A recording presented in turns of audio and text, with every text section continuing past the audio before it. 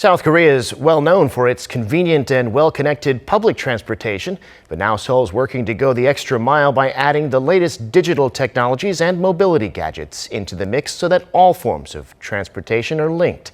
Oh Soo-young has more. Seoul is aiming to make public transportation smarter, more fluid and much more personal. The city government held an exhibition over the weekend illustrating a future where there is freedom of mobility. It's the future where we're no longer bound by the current methods of transportation, but are instead moving freely and conveniently throughout the city, using the latest mobility gadgets and devices, all under one integrated system. Seoul's transport authorities are developing a system based on the concept of mobility as a service, which would allow people to transit between public bikes and car-sharing services, for instance, on top of the usual buses and subway rides. Instead of using various apps and paying for different services multiple times, your entire trip would be covered with the swipe of a card or even facial recognition, which could become available in the near future. In the past, expanding public transport meant increasing physical infrastructure. But in the age of the Fourth Industrial Revolution, our policies are aimed to incorporate software and the Internet of Things to add rental scooters, bicycles, and car sharing into a city transport solution.